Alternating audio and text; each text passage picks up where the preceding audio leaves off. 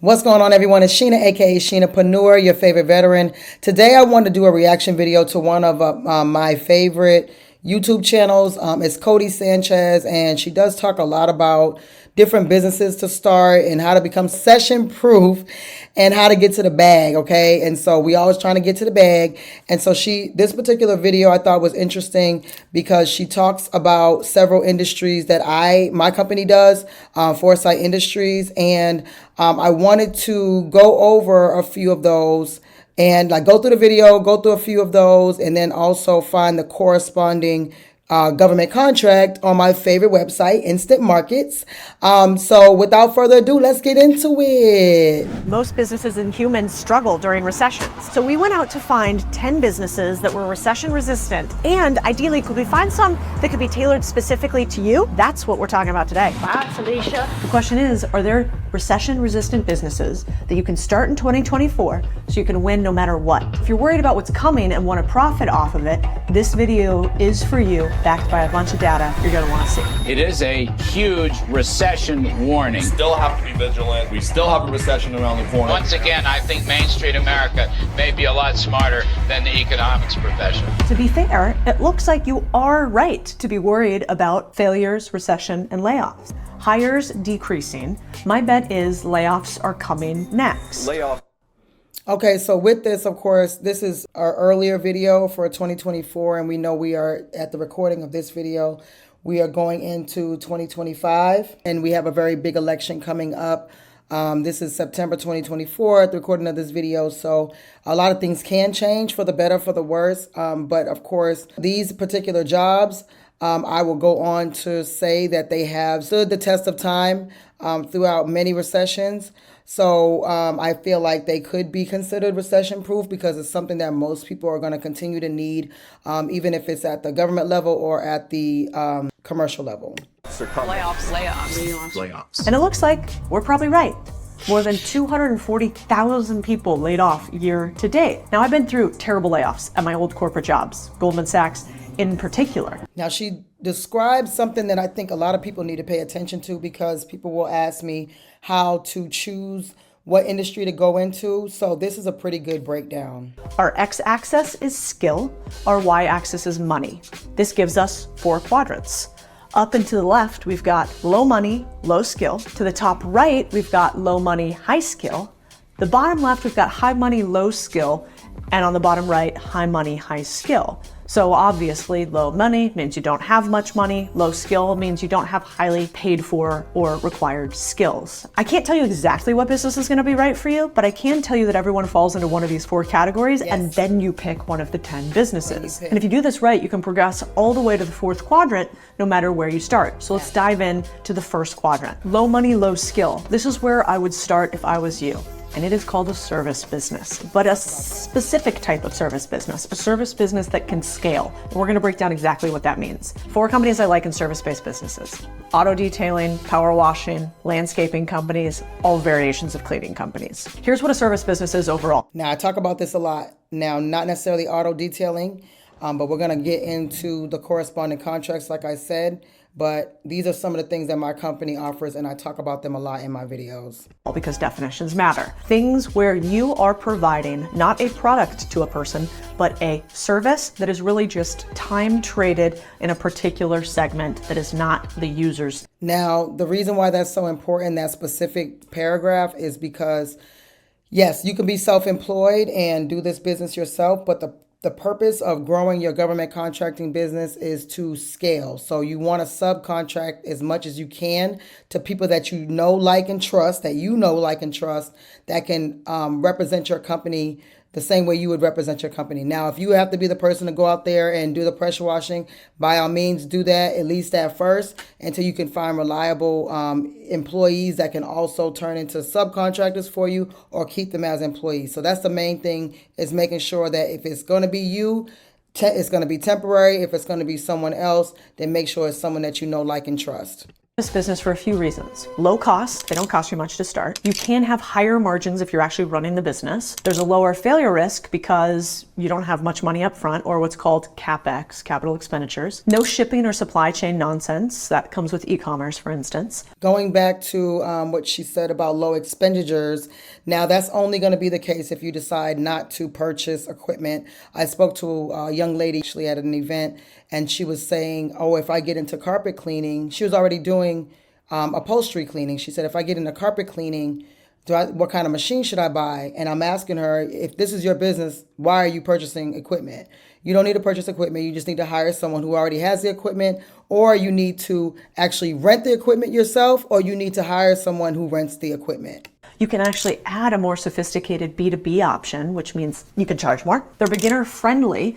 That means they're easier to start. Finding clients is easier than most other businesses, and you can scale. For instance, you can start, I would say, more than 20 to 30 service businesses for less than $500. I have multiple friends that started an 8-figure, eventually, cleaning business that cleaned windows for $500. What did they actually need to do their first job? They needed rags, they needed a cleaning solution, they borrowed a ladder, they needed a truck that they also borrowed, they needed some window wipers, and they needed somebody to say yes. Let's get specific on what are good margins. 30% at least, but you could have upwards of 80% if you're the owner and you run the business.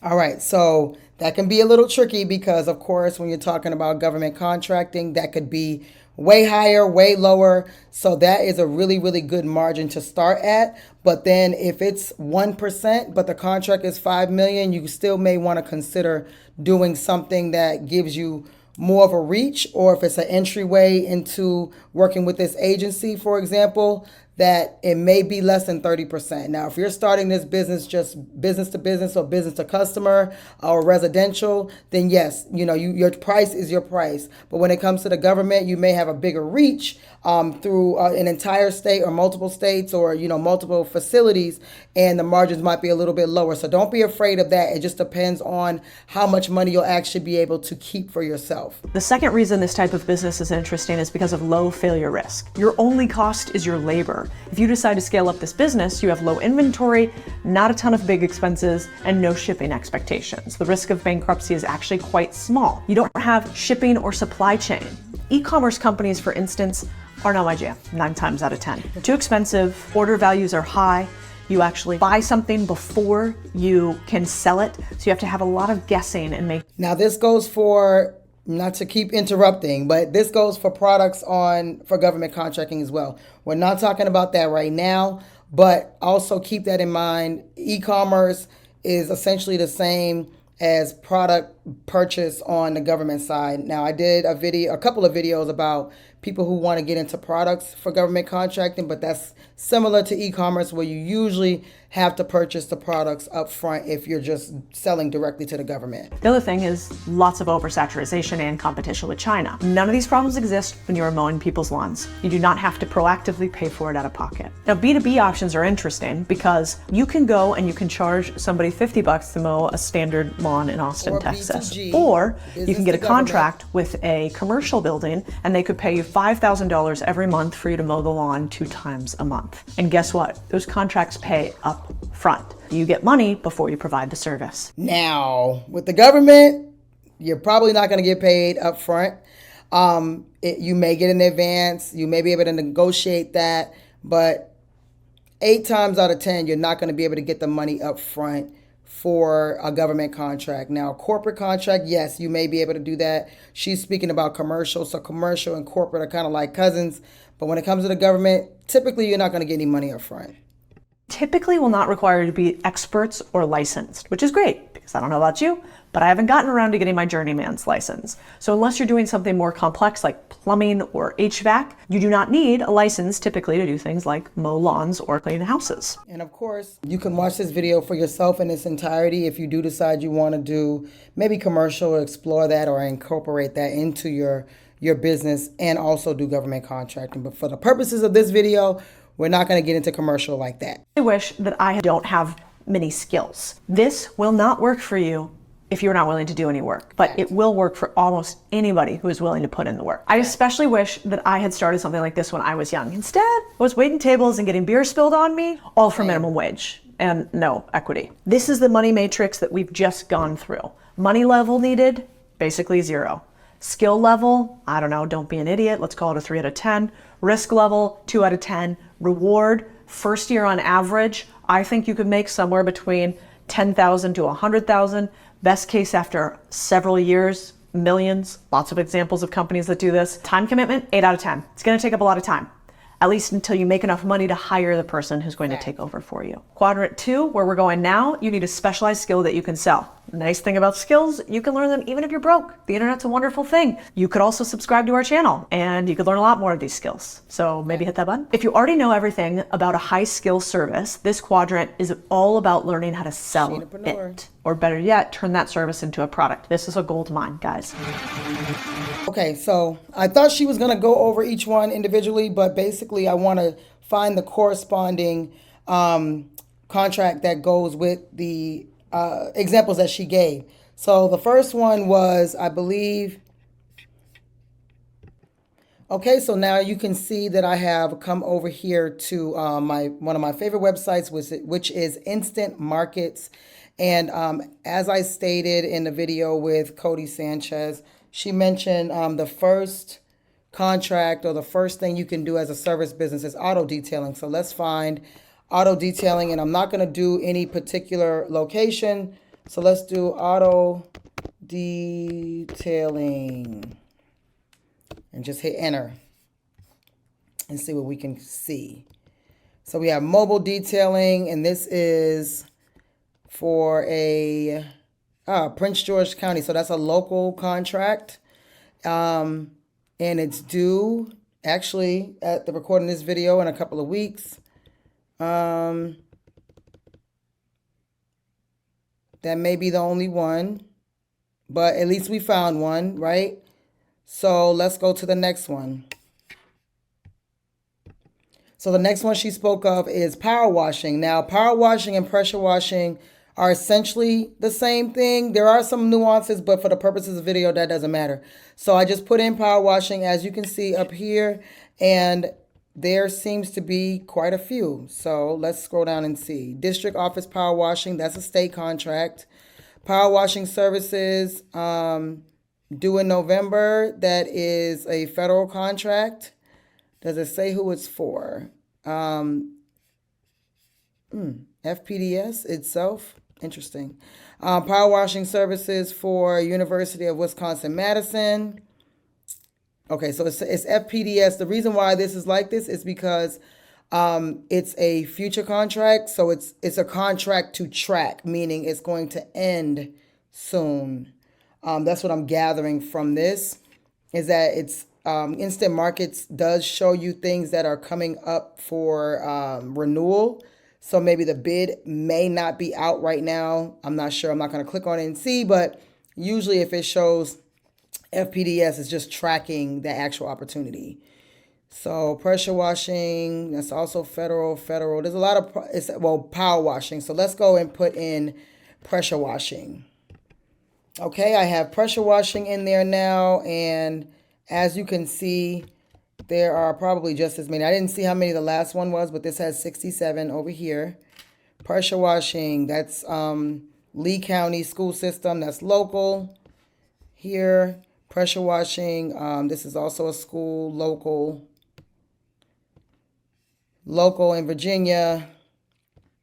Now, this is actually an addendum for Maxwell Air Force Base in Alabama.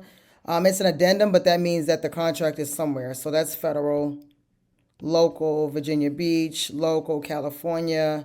This is actually a combined contract, so it has parking lot sweeping, steam cleaning, pressure washing. So it's combined. Sometimes you'll see, and here goes the actual bid that we saw earlier where there was addendum.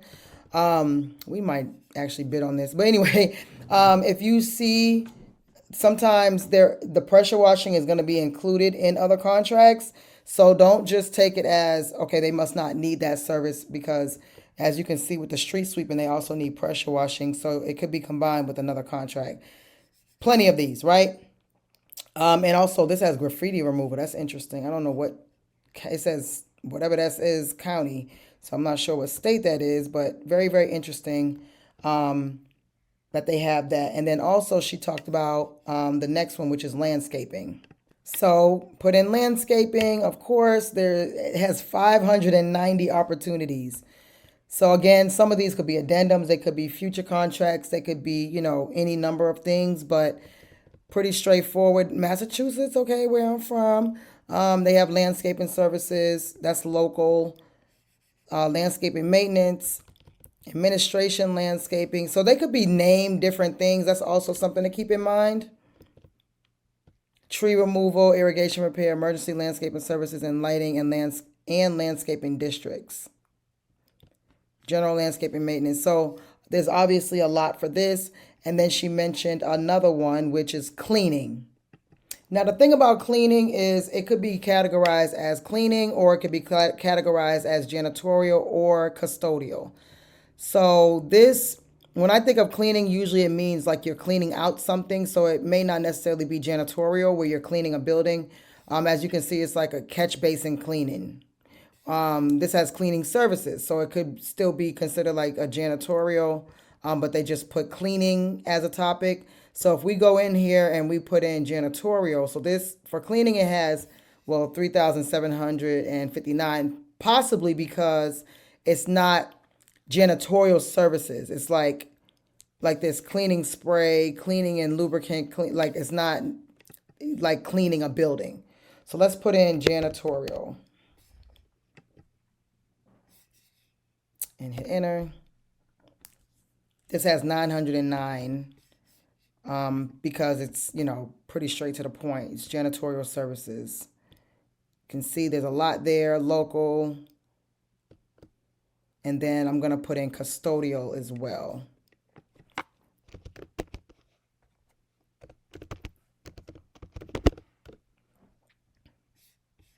$803. So custodial, janitorial, cleaning. Some people say that custodial and janitorial are different things, but I don't necessarily know what the difference is. When I think of custodial, I think of the school custodian that is like a day porter, but I've seen people use the word custodial for overnight cleaning. So it really just depends. There's a lot of these, and they're very straight to the point. So something to think about, local and federal. So we're going to get back to the video, but I wanted to show the opportunities for the industries that she mentioned. So let's get back to the video. This quadrant is all about learning how to sell it, or better yet, turn that service into a product. This is a gold mine, guys.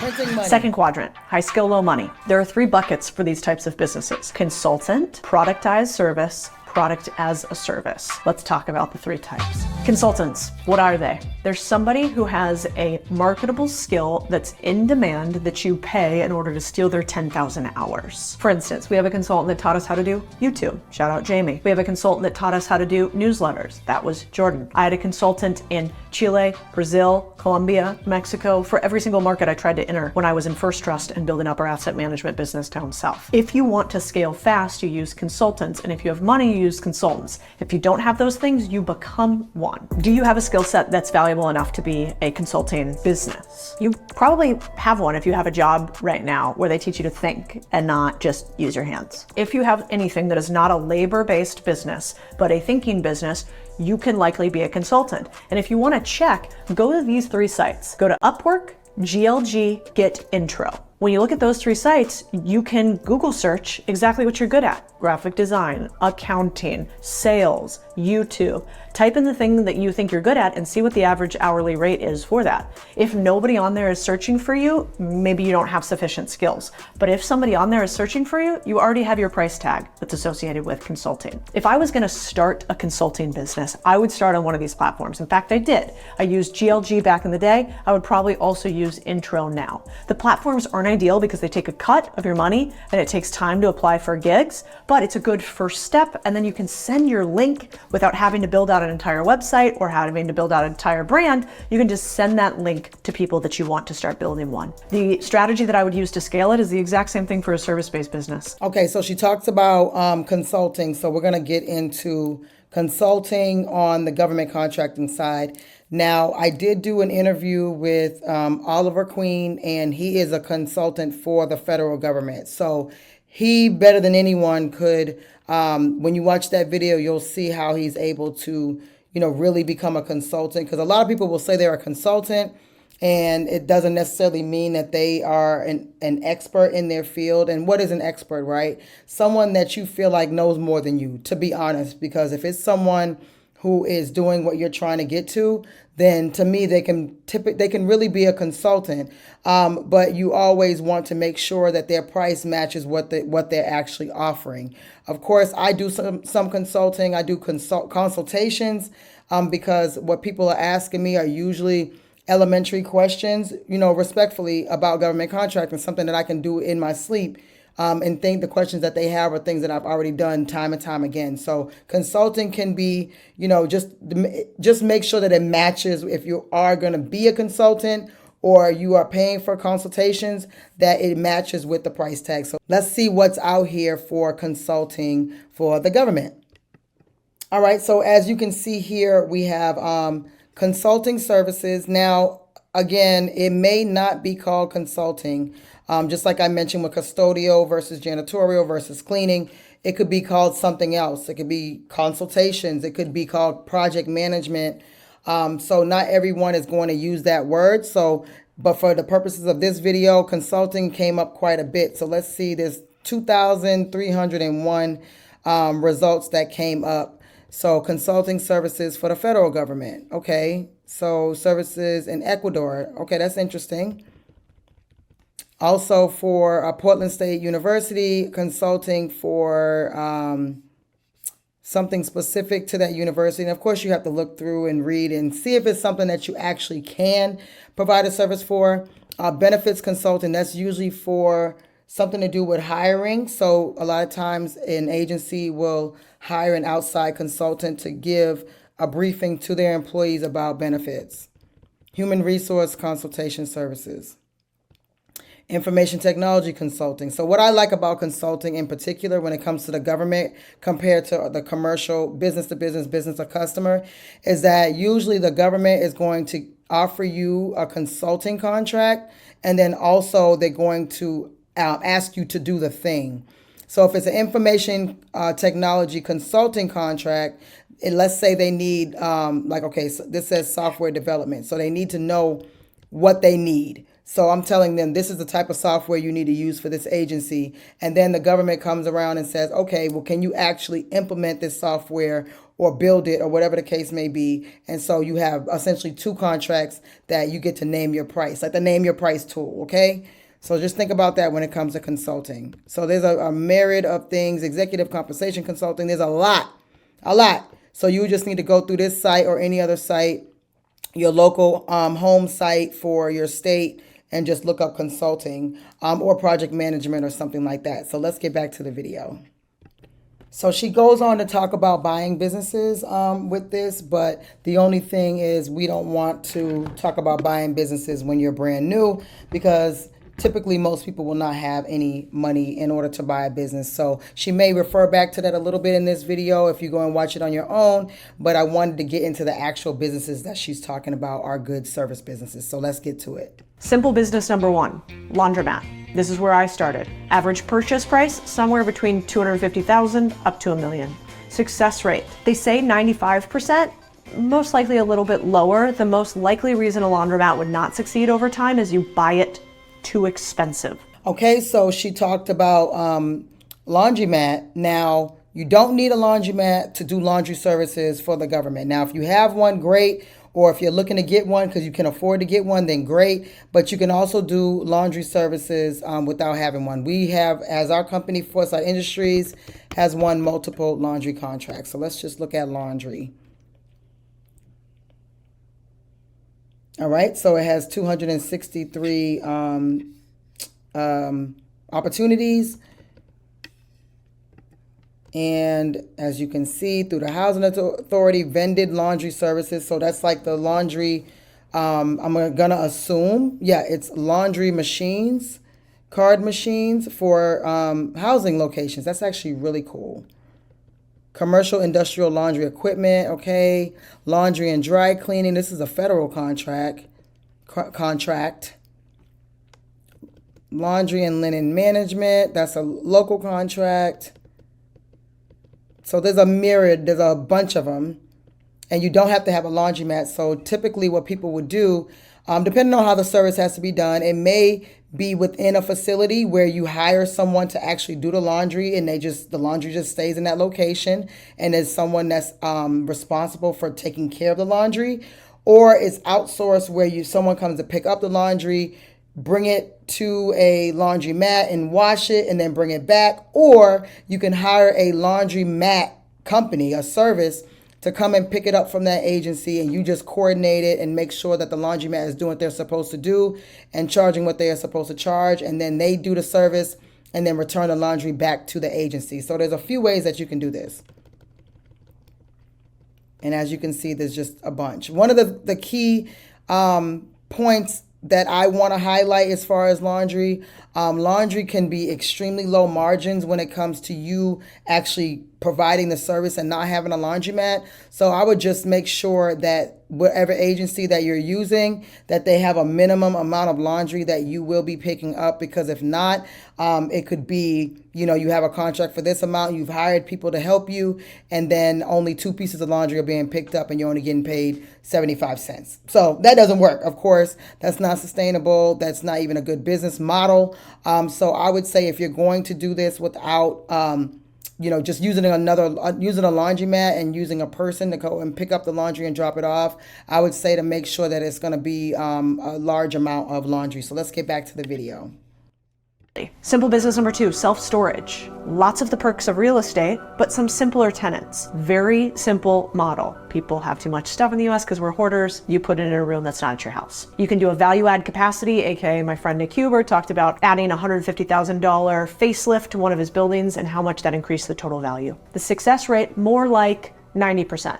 The average profit for a storage unit business owner is somewhere around $184,000 a year. Now, lots of members of our community, like these people, have bought roofing companies, plumbing companies, electricians, cleanings, well pumps, garage door companies, shower door installations. So you could refer back to the first segment where we told you to start service companies, and you could certainly buy one instead. But let's start really, really simple. Okay, so she mentioned storage. So let's go into here. And it may not be called storage necessarily. Also, I want to point out that when it comes to storage, a lot of times it includes relocation services. So there are people who they do relocation services, they do moving services. So if you have a storage company already, then you may want to include that, because as a military service member, we moved quite a bit, and the military will pay for you to have your stuff moved across states or even across the world. So that's something to just keep in mind. So besides a storage unit, you can also do like moving services or anything that's related to storage. Maintenance storage building, battery storage again, modular storage. So this may be a modular building. A lot of battery storage. Let's go to the second page for this one. Still battery storage. But I mean, you can go through this and just see. Let's look at moving services, even though that wasn't one of the ones she mentioned, because there's a possibility that, and we only went to the first and second page, but let's just go to moving. Residential moving services. Ooh, look at that. Phoenix. Moving services for newly constructed office buildings. Moving services for again. Labor contract, moving services. That's a federal contract. Ooh, this for Phoenix as well. Moving van, rental services. Moving services again for Duval. But how do y'all say it? Duval. County Public Schools. So yeah, there are on-call moving and modular system furniture services. So I would say if you start evaluating those, you might find that there are also storage services. So let's get back to the video. the first real time they go out and say, give me your money, VCs. For Slack, for instance, if you wanted to go recreate Slack today, they say you could create an MVP that's similar to Slack for 100K. The problem with that is Slack's already been created, so that really wouldn't get you very much. Okay, so I stopped that because she's talking about SaaS, which is software as a service.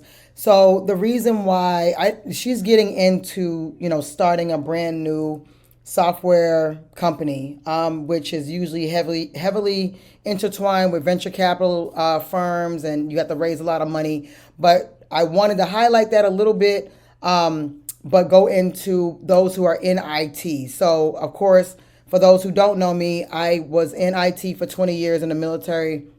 Of course, I didn't want to continue to do that, and a lot of people who are in IT don't love it. But, those who do, more power to you. And there are IT contracts. So I wanted to get into some software development contracts. So we're going to go over and look back at our favorite website, Instant Markets, to see if there are any available for software development. So I just put in SaaS just to see if SaaS was in there, software as a service. Those who know, I'm not trying to make this difficult for anyone to understand. But there are apparently 165 opportunities that at least incorporate the word SaaS, and we'll see exactly what those are. And let me just move this. And, you would have to go into each one to see what the details are for each. But it does show that there are some opportunities for software as a service, which is amazing. I didn't really think there would be so many. So they're looking for a solution, whether a lot of times it's something that already exists. Like she mentioned, Slack already exists, but you would have to be like an authorized seller or something like that when it comes to using someone else's information, using someone else's platform, someone else's software. So you would have to be authorized, or you would have to create your own, right? So there's several ways to do that. You can do it internally with a staff. Sometimes, and I've had a couple of IT clients that I did their proposals for them, and the agency wanted something built from scratch, and they wanted the workers on site, which is kind of crazy, but because a lot of software is being developed overseas, they wanted at least a little presence on staff in order to help the agency employees understand the platform, help them with any troubleshooting issues. Even if if 10 employees are developing a software overseas, but then 5 are in office, and that's fine, as long as there was some representation of how to make this software work and work out any bugs or kinks on site. So yeah, there's some SaaS, and then we'll go over to see if there's any software development. And what I like about this is sometimes you can ask for an advance for some of this stuff because it's going to take quite a bit of time and labor. And I would go on to say that most agencies do not expect you to just build an app or build a software for 10 months without getting paid. So you may have better luck just like with a deployment plan with the agency saying it's going to take at least $10,000 to start this, and you have to have an airtight proposal though. So for software development, there's 202 opportunities popping up, and let's just quickly go through these. Software development and support consulting, qualified pool only manual bid. Okay, I don't know what that means. QNX software development platform, new contract for extreme software development, yada, yada, yada. So you would just go through these and see which one tickles your fancy. And yeah, so that's software development. And so let's see, I believe there may be a couple more. I believe there may be a couple more that she's going to explain. I know it says 10 and we haven't gone over 10, maybe not, but let's go back to the video. So I'm going to go ahead and end it here because the rest of the video does talk a lot about recession for 2024, as her video was created in 2023, but a lot of very, very amazing nuggets. So I do appreciate what has been put together, but the purpose of my video was to show you that Some of the things that were mentioned can also be found on instant markets for contracts that you can start right now. And we do know that usually service-based businesses are going to be the best bet if you're just getting started in government contracting. So don't want this video to go on for too long. But of course, please share any videos that you would like me to do in the future. Please share those in the comments. I would love to hear what you have to say. I would love to have you highlighted if there is a video I decide to do based on what you suggest. So please remember that we have our GovCon Moneymakers group, and we have the GovConNOW mentorship package, where you have the course and you have unlimited access to me, and you have monthly calls to help you with specifics navigating through your government contracting journey. So until next time, it's your favorite veteran.